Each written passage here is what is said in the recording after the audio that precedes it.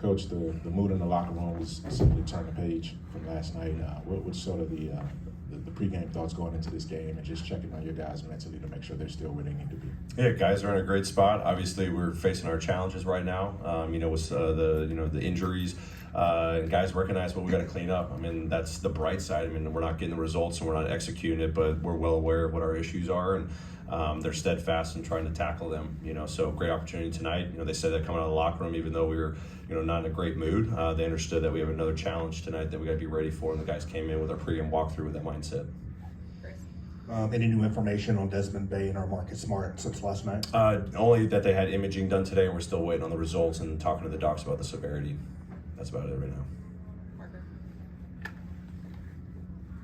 now. Taylor, so you have 5 players, Marcus, Dez, Luke, Gigi, Vince. You have those 5 guys take up a lot of minutes, the 2 of the 3. What kind of lineup creativity is there to be had tonight, especially with a lot of your wing depth out with injury?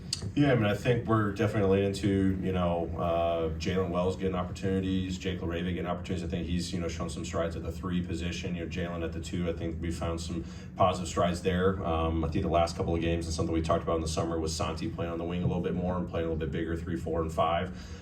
So those are probably going to be some of the kind of, accommodations that we're going to be looking at.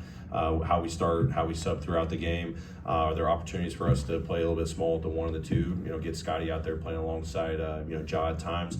We're going to definitely be creative. I think Jitty might not be able to go tonight, but once he's back in action, he obviously factors in that equation too. Melanie and then Chris. Coach Darv is back in Milwaukee. I know you have a working relationship with him. Can you just talk about what it was like to work with him and what he brings to the team? Talking about Darv? Darvin. Yeah, good. I've always said he's like a big brother to me.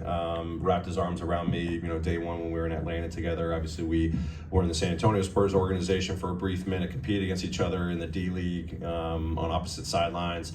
But he's meant so much to me, my basketball career, becoming a better coach, understanding the big picture, that can be lost sometimes in this industry, but then also just what it means to be a family man. Obviously, unbelievable husband and father, and we have boys that are of the same age as well, so a lot of conversations there. And obviously I thought he did a lot of great things, the Lakers getting that opportunity. He earned it, from his playing days, his coaching days, how he relates to players, how he gets the most out of them, all about discipline, all about hard work, toughness, and I would expect him to bring that, to this already great Bucks team. Chris. Do you have any thoughts on how to reconcile the obvious care the franchise takes with player health in terms of workload management, ramp up, all of it, with the frequency of injuries that the franchise has had over the past couple seasons? Yeah, I mean, we're racking our head around it for sure every day. I mean, it's our responsibility organizational wide from, coaching staff, our medical team, front office, being deliberate about how we approach the off seasons, in season, trying to make sure guys are in the best shape possible. And, guys are going to have their different, injuries that pop up randomly sometimes, but I think the care that our guys get every single time, every day, they're very individualized plans to get these guys going out there trying to play the style that we're playing right now. We're asking a lot of them right now, and sometimes it's unfortunate when we go back and look at what we can done better, or sometimes it's just an unfortunate injury. We're trying to learn from lessons and get better. Hey, Coach, on the turnover issues, is it possible to clean that up? Because with these games so compact, you can't practice to get it up, or is it just a matter of chemistry, the guys playing more together at the same time? Yeah, I think it's a combination of the two. I mean, obviously the chemistry is going to be a big driver of that. You just can, you hear me talk about anticipation, the movement off the ball, where your team's going to be, where your teammate likes to receive the ball.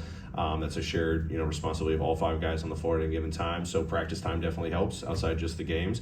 And a lot of film work. I think our player development staff's doing a great job. Myself and our tactical team, spend a lot of time with these guys individually or collectively in small groups, talking about what are the reads, what are the movement patterns, where, missed opportunities a little bit late on some decision making, and understand we're trying to play faster too. And inherently in that, you're going to have some turnovers. And I think we, a couple games ago, got better with that. Then obviously, the other night kind of got away from us. So still a work in progress. I'm very encouraged by the signs. 5 games in, hopefully we got more of a runway to clean that stuff up.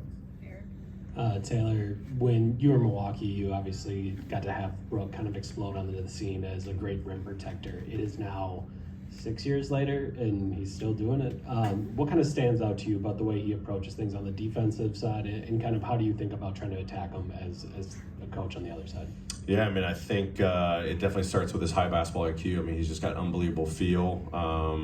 positionally where to be. Obviously he dives into the scouting reports. I remember that my year, in Milwaukee.